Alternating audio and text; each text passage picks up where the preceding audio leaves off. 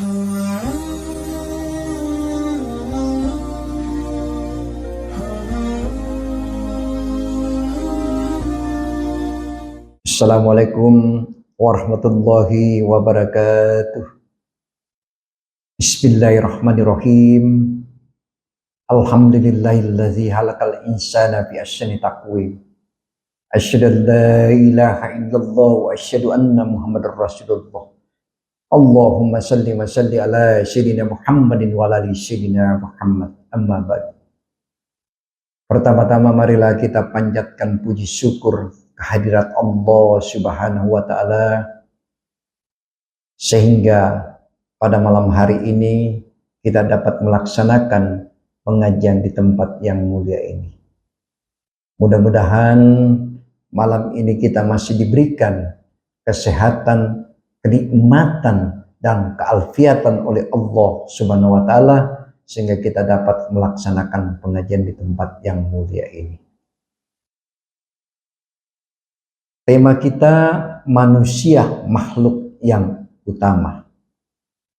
Ini gambaran yang kita harus melihat. Marilah kita benar-benar kita pertahankan, tingkatkan sampai kelak kita akan dipanggil oleh Allah Subhanahu wa ta'ala. Karena takwa pula lah sehingga kita menjadi seorang yang pandai mensyukuri nikmat yang diberikan oleh Allah Subhanahu wa ta'ala. Lalu kemudian karena mensyukuri anugerah Allah yang diciptakan kita menjadi satu-satunya makhluk yang paling mewah dan paling mulia. Karena Allah juga berfirman di dalam surat Al-Isra ayat 70. Sesungguhnya kami telah muliakan anak Adam. Kami bertugas darat dan laut dan kami berikan kepada mereka rezeki yang baik-baik. Juga kami berikan kepada manusia kelebihan lebih utama daripada kebanyakan makhluk yang diciptakan.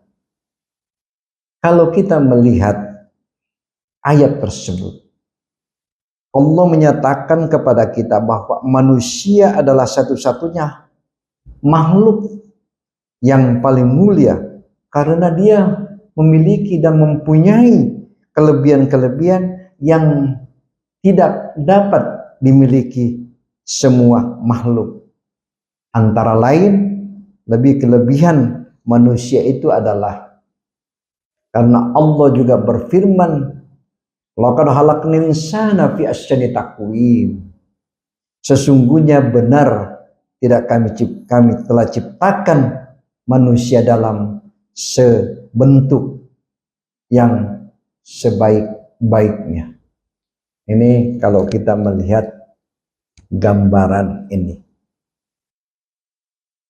Karena ayat tersebut pengertiannya kepada kita bahwa di antara makhluk-makhluk Allah Subhanahu wa ta'ala hanyalah manusia saja yang perwujudan paling bagus dan paling modern. Dalam kurung mungkin dia seperti mutaakhir, ya. Modernnya model-model yang canggih lah ya, yang diciptakan oleh Allah Subhanahu wa ta'ala. Lalu kemudian kita sendiri dapat membuktikan perwujudan manusia itu lebih bagus daripada makhluk-makhluk lainnya. Karena di permukaan bumi ini seperti binatang, batu-batu, tumbuh-tumbuhan dan lain-lain. Karena Allah juga berfirman, wa isa kullana lil malaikatis judu li Adam. Dan ingatlah ketika katakan kepada para malaikat, sujudlah kamu sekalian kepada Adam. Ini proses-proses yang kita melihat dari ayat tersebut. Ya. Para malaikat itu diperintahkan Allah supaya sujud kepada Adam. Ya. Perintah agar supaya yang rendah menghormati kepada yang lebih utama. Sekaligus membuktikan bahwa Nabi Adam lebih utama dan mulia daripada malaikat. Lalu kemudian kalau kita melihat Allah juga berfirman, dan dialah Allah telah mengajarkan kepada Nabi Adam nama-nama semuanya, kemudian diperlihatkan nama-nama itu kepada para malaikat, maka Allah juga berfirman, beritahukanlah nama-nama itu kepadaku kalau kamu yang merasa benar. Lalu kemudian para malaikat menjawab, Maha suci Engkau, tidak ada ilmu bagi kami kecuali apa-apa yang telah Engkau ajarkan kepada kami. Sesungguhnya Engkau Maha mengetahui lagi Maha bijaksana. Ini dalam konteksnya yang diberikan kita oleh Allah, diciptakan yang sangat sempurna. Makanya kita harus mensyukuri nikmat-nikmat yang diberikan oleh Allah sehingga kita diciptakan yang sangat sempurna sekali dalam tubuh kita ini. Itu yang kita harus melihat, bahwa bagaimanalah kita menanamkan nilai-nilai iman kita kepada Allah Subhanahu wa ta'ala. Lalu kemudian dalam ayat tersebut menunjukkan bahwa Nabi Adam lebih utama daripada malaikat karena ilmu pengetahuan. Maka dalam hal ini Allah juga berfirman, hal yastawiyul lazina ya'lamuna wal lazina ya'lamuna. Apakah kita bisa samakan dengan orang-orang yang mengetahui dengan orang-orang yang tidak mengetahui? Lalu kita bisa menjawab, tentu saja tidak bisa kita samakan. Kelebihan manusia itu dalam ubudiyahnya. Pada manusia terdapat beberapa faktor yang memalingkan dari melakukan ibadat-ibadat faktor tersebut, yaitu nafsu syahwatnya, kemarahannya, dan keperluan hidupnya yang menyibukkan waktunya. Sedang pada malaikat tidak ada faktor-faktor tersebut. Tentu saja ibadat yang faktor-faktor penghalang tersebut memerlukan dengan keikhlasan, dan demikian memang agak sukar. Maka itulah disebabkan lebih utama, karena Rasulullah Shallallahu Alaihi Wasallam bersabda, afadlul amalah ahmasuha. Amal yang paling utama ialah lebih yang paling sukar dan sangat berat.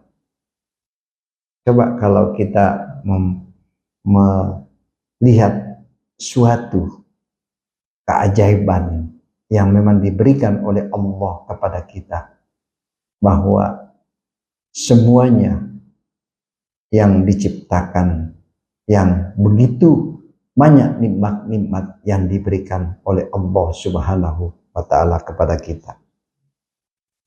Lalu kemudian bahwa manusia disusun dengan ciptaan antara malaikat dan binatang. Kalau malaikat mempunyai akal tapi tidak mempunyai nafsu, dan binatang mempunyai nafsu tapi tidak diberikan akal, sedang manusia diberikan akal dan diberikan nafsu. Itu perbedaan tingkatannya. Lalu kenapa kita tidak pandai mensyukuri semua ini? Allah memberikan kita, diciptakan kita fi ahsani taqwim, yang begitu sempurna. Lalu kemudian kita diberikan akal, ya, diberikan kita nafsu. Lalu kemudian lengkap semua yang diberikan oleh Allah kepada kita. Makanya kita harus pandai mensyukuri semua nikmat-nikmat yang diberikan oleh Allah Subhanahu wa ta'ala. Kalau kita melihat di dalam tubuh manusia, karena ada perpaduan antara nafsu dan syahwat, maka hanya manusia saja mempunyai banyak keinginan dan cita-cita dan luhur karena dikendalikan oleh akal pikirannya. Lalu kemudian sehingga manusia dapat lebih maju dan kehidupannya dari makhluk-makhluk Allah Subhanahu wa ta'ala yang lain. Walaupun demikian sebagai manusia harus menyadari bahwa nafsu itu mengalahkan akal, maka akan membuat manusia menjadi lebih jelek dan rendah daripada binatang. Ini kalau kita mau melihat bahwa Allah juga berfirman, mereka itu seperti binatang, bahkan lebih sesat lagi, dan mereka adalah orang-orang yang lalai. Kadang-kadang kita ini manusia, mungkin kita tidak memiliki sesuatu dalam nilai-nilai iman kita dalam hati, sehingga kadang-kadang kita berbuat seperti binatang. Karena perilaku kita tidak ditanamkan dengan nilai-nilai iman, sehingga kita melakukan hal-hal melebihi daripada binatang. Itu bisa terjadi. Tetapi kalau dia punya nilai-nilai iman dan punya sandaran vertikal kepada Allah, maka itulah yang dimiliki, dan disitulah ada kekuatan-kekuatan nilai-nilai iman di dalam hatinya. Ini perlu kita tingkatkan, bahwa mensyukuri semua apa yang diberikan oleh Allah Subhanahu wa ta'ala. Lalu kemudian untuk itu kita sebagai manusia, marilah kita berhati-hati setiap melangkah dalam hidup ini, mulai dari sekarang sampai akhir hayat kita. Karena kalau kita melihat, mudah-mudahan Allah Subhanahu wa ta'ala selalu memberikan hidayah dan taufiknya kepada kita. Amin ya rabbal alamin. Mari kita tingkatkan. Karena kenapa? Kalau kita melihat bahwa tugas-tugas manusia yang diberikan oleh Allah Subhanahu wa ta'ala, kita melihat dan kita harus menyadari. Maka dari itu, marilah kita berusaha semaksimal mungkin untuk mencapai takwa yang sebenarnya. Karena takwa ini dalam arti kita menjauhi segala larangannya dari Allah dan dapat melaksanakan semua perintahnya yang wajib maupun sunnah dengan sejujur-jujurnya. Ini kita harus melihat. Karena kita sebagai hamba Allah yang mengetahui karunia akal dan pikiran yang diberikan kepada kita, maka manusia benar-benar wajib menjaga dan merawatnya, karena akal dan pikiran adalah merupakan anggota badan yang paling pokok. Ini kalau kita mau melihat itu. Karena Rasulullah Shallallahu Alaihi Wasallam bersabda, setiap suatu mempunyai alat-alat seorang mukmin adalah akalnya, dan setiap mempunyai pemimpin. Seorang pemimpin adalah akal, dan setiap kaum mempunyai tujuan pokok bagi para hamba-hambanya, tergantung pada akalnya manusia. Ini kalau kita mulai tergantung dari kita. Karena kita ini semua pemimpin. Pemimpin kita ini dalam rumah tangga kita. Suami pemimpin, istri kita, anak kita. Kita memberikan suatu contoh kepada mereka. Karena kita sebagai suami, kita pertanggungjawabkan semua mereka ini. Mulai dari anak kita, dari istri kita, terus kemudian yang lain-lain dalam rumah tangga kita. Dan itulah kita pertanggungjawabkan di hadapan Allah Subhanahu wa ta'ala. Bukan cuma harta. Karena di semua dipertanyakan, hartamu kau dapatkan dari mana dan kau belanjakan kemana. Itu semua akan dipertanyakan dan kita harus pertanggungjawabkan di hadapan Allah Subhanahu wa Ta'ala. Untuk itu mari kita tingkatkan nilai-nilai iman kita kepada Allah Subhanahu wa Ta'ala. Karena dalam hadis tadi yang kita sebutkan, nampak jelas kita bahwa akal sangat menentukan amal perbuatan manusia. Ya. Dengan akal itu pula manusia berpikir secara jujur dan bertanya-tanya kejadian atau tidak kepada jati dirinya. Ya. Kenapa kita katakan begitu? Yang asalnya tidak ada kemudian wujud-wujud dari akhir tidak ada lagi permukaan bumi karena semua itu akan mati. Ini kalau kita melihat. Yang demikian apa sebenarnya tugas manusia yang diberikan kesempatan hidup di dunia? Kita ini kesempatan diberikan oleh Allah Subhanahu wa Ta'ala. Kita harus berbuat terus menerus. Karena kita begitu diberikan umur panjang, kita gunakan umur panjang ini yang diberikan oleh Allah Subhanahu wa Ta'ala sehingga bermanfaat. Kemudian yang diberikan ilmu kita berikan kepada orang sehingga ilmu itu bermanfaat bagi orang lain. Dan juga sebaliknya kita harus menghargai siapapun. Karena jangan sampai kita terlena. Karena begitu kita memiliki harta, lalu kemudian kita menyombongkan diri. Sehingga orang-orang yang tidak mampu, selalu kita mengecilkan mereka. Dan itu adalah dianggap oleh Allah Subhanahu wa Ta'ala manusia yang sangat tercela.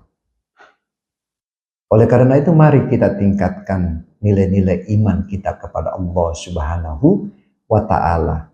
Karena tugas pokok manusia yang saya jelaskan tadi bahwa bagaimana kita melakukan hal-hal yang demikian. Ya. Karena semua ini adalah yang diberikan oleh Allah kepada kita mulai yang namanya harta. Ya. Karena semata-mata yang diberikan Allah itu bukan cuma harta saja, tapi anak juga. Itu termasuk salah satu rezeki yang diberikan oleh Allah. Ya.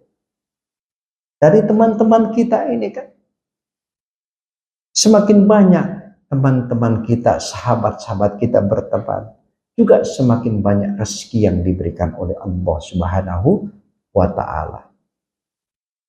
Karena bukan cuma sekedar bahwa uang itu sudah dianggap juga memang rezeki, tetapi berteman juga itu adalah salah satu rezeki.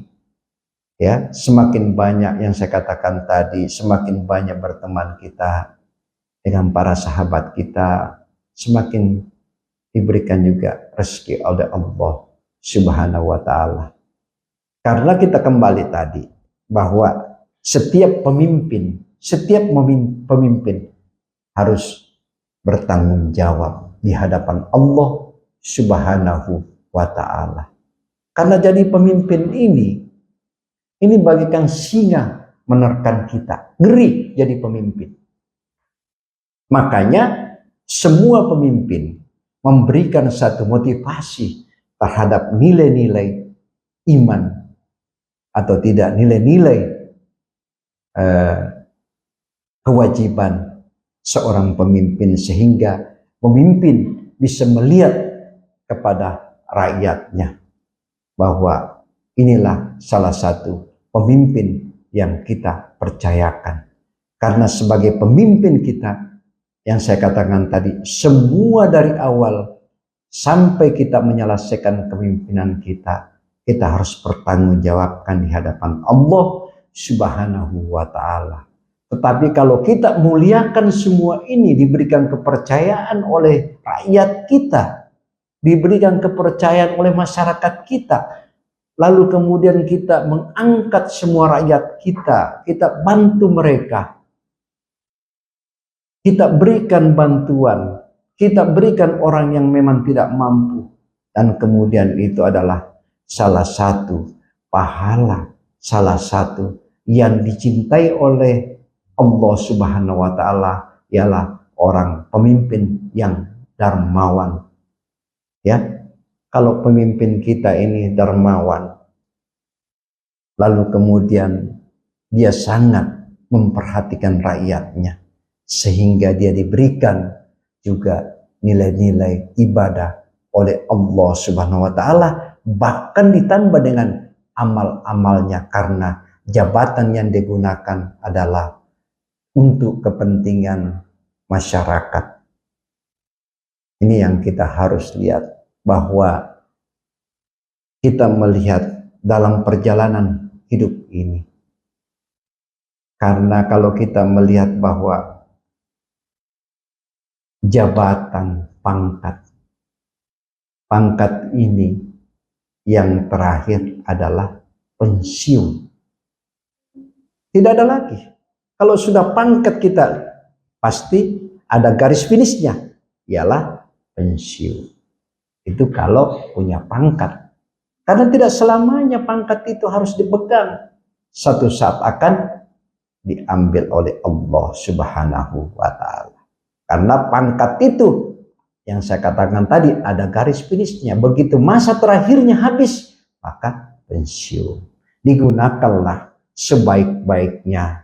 Karena salah satu jabatan, pangkat yang diberikan oleh Allah dimanfaatkan kepada masyarakat, agar supaya kita dicintai oleh masyarakat kita, rakyat kita, sehingga jabatan kita bermanfaat bagi mereka, masyarakat kita, sehingga kita dicintai.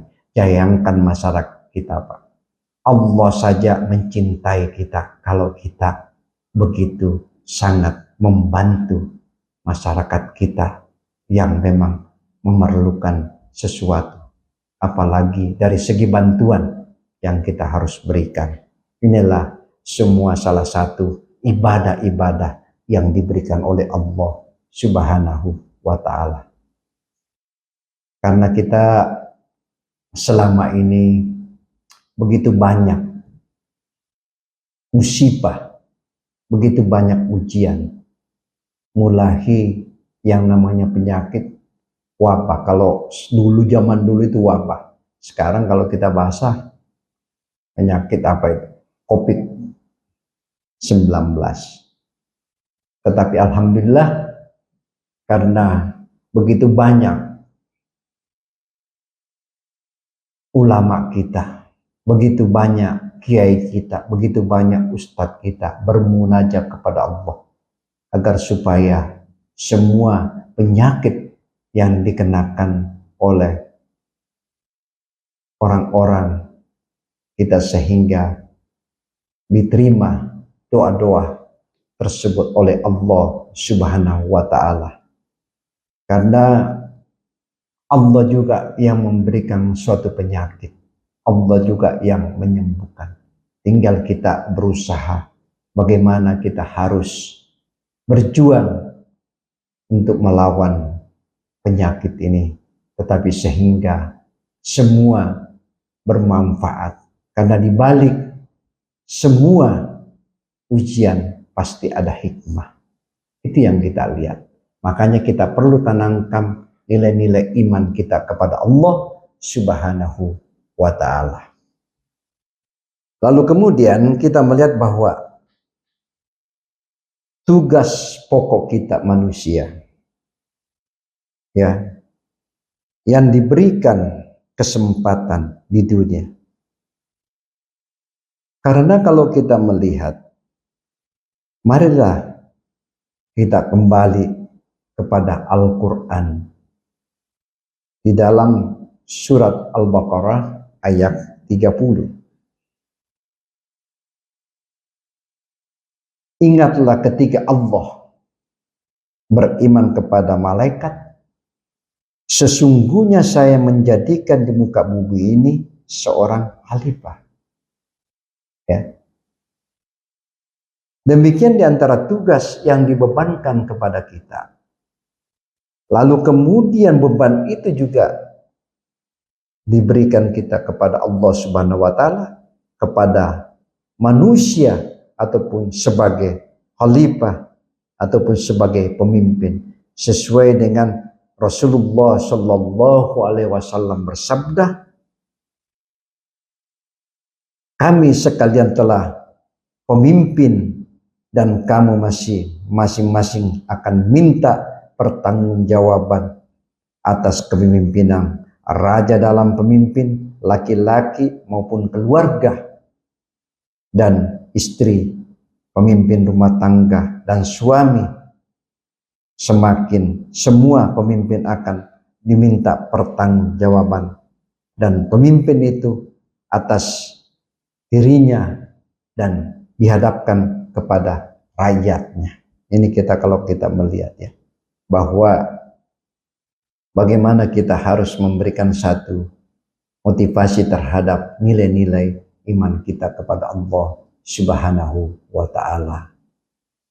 Karena selama ini begitu banyak yang saya katakan tadi, ujian, musibah bertubi-tubi. Ya, mulai yang namanya gempa bumi, yang mulainya namanya gunung meletus, air laut tumpah ke darat. Semua ini diberikan ujian kepada kita. Tetapi ujian ini kita butuh kesabaran. Karena orang-orang yang sabar sangat dicintai oleh Allah Subhanahu wa ta'ala. Kenapa Allah melakukan itu? Karena begitu banyak ulah tangan-tangan manusia sehingga Allah murka melihat perilaku-perilaku hambanya. Ini perlu kita harus menghayatinya. Kenapa? Coba lihat kalau kita melihat sekarang, anak bayi sudah dibuang di tempat sampah, ya. Lalu kemudian kriminal di mana-mana, pembunuhan di mana-mana. Karena tidak gampang. Cuma persoalan sebatang rokok, orang bisa dibunuh. Tapi ini adalah pertanggungjawaban kita. Karena yang berhak mematikan manusia adalah Allah Subhanahu wa ta'ala. Tidak pantas kita membunuh seseorang. Dan ini semua kita akan pertanggungjawabkan. Karena yang bisa mencabut nyawa seseorang adalah Allah Subhanahu wa ta'ala. Sangat berat. Lalu kemudian alhamdulillah, segala puji bagi Allah yang memasukkan nur iman ke dalam hati kita, sekaligus membimbing kita untuk percaya bahwa kehidupan di dunia dan dibatasi waktu yang telah ditetapkan oleh Allah Subhanahu wa ta'ala, dan kelak ada kehidupan di akhirat, hidup tanpa batas kekal selama-lamanya. Kehidupan di dunia digambarkan oleh Allah Subhanahu wa ta'ala. Allah juga berfirman, sesungguhnya penghidupan di dunia ini bagaimana air yang turun dari langit, maka tumbuh karena tumbuh-tumbuhan di muka bumi ini dimakan manusia ternak ketika bumi telah berhias yang indah, sehingga penduduk mengira bahwa berkuasa sepenuhnya. Tiba-tiba datanglah bencana yang kamu turunkan di waktu malam ataupun siang. Maka kita jadikan semua ini bangunan sebagai tersapu, bersih, bagaikan tanaman yang lebih kejam, seolah-olah memang kemarinnya memang tidak ada apa-apa. Demikian penjelasan ayat ataupun tanda-tanda kekuasaan kaum yang berpikir. Ini perlu kita menghayati ini. Karena itulah yang dikatakan tamsil, ibarat kehidupan di dunia ini, dan setiap manusia pasti akan diketam dan dihadapkan pada Rabbal Alamin. Perlu diminta pertanggungjawaban di hadapan Allah Subhanahu wa Ta'ala. Karena pertanggungjawaban itu dirinya selama hidup di dunia, kalau roh itu Allah berfirman walal akhiratu wa abqa, yang artinya kehidupan di akhirat lebih baik dalam kekal, maka apakah harus diperbuat oleh manusia untuk mendapatkan kehidupan baik di akhirat kelak nanti. Ini makanya kita harus memberikan suatu gambaran bagaimana nilai-nilai iman kita tanamkan agar supaya kita terhindar dari penyakit-penyakit seperti penyakit iri hati, ya, suka mengadu domba, lalu kemudian kita memfitnah, kita tidak tahu asal usulnya, itu kita semua jauhkan dari hati kita. Dan kita tidak perlu memberikan suatu nikmat sehingga kita tidak memiliki penyakit-penyakit di dalam hati kita. Kita tidak mau berburuk sangka terhadap orang. Dan mari kita menghargai orang, mari kita melakukan nilai-nilai iman kita kepada Allah, lalu kemudian nilai-nilai hati kita agar supaya kita timbul perasaan kita tawadu, rendah hati terhadap sesama. Kita menghargai mereka. Jangan kita merasa bahwa kita punya pangkat, jabatan, lalu kemudian mereka perlu untuk dibantu. Tapi kalau jabatan itu, pangkat itu dimanfaatkan untuk kebaikan, diberikan bantuan kepada masyarakat sehingga pangkat dan jabatan itu bermanfaat bagi mereka, sehingga pangkat dan jabatan dapat kita lakukan dan dianggap orang itu ialah sangat beribadah kepada Allah Subhanahu wa Ta'ala. Lalu kemudian kita melihat bahwa sesungguhnya Allah mempunyai hamba-hamba yang sangat cerdik. Ini kalau kita mau lihat. Mereka itu menceraikan dunia karena takut kepada fitnah. Ya. Mereka itu merenungkan perihal dunia, maka mengertilah bahwa dunia ini bukan tempat yang abadi. Mereka mendapatkan dunia ini adalah bagian samudra dan amal-amal yang baik sebagai bahteranya. Ini kita melihat dalam suatu konteks dalam beriman kita kepada Allah Subhanahu wa Ta'ala. Lalu kemudian kata-kata tersebut menggambarkan keadaan dunia dan menjadikan manusia, maka seharusnya bagi setiap manusia menempuh jalan yang baik sesuai dengan tugas dan dasar-dasar pokok dari manusia itu sendiri. Karena Allah juga berfirman, wa ma halaqtul jinna wal insana illa liya'buduna.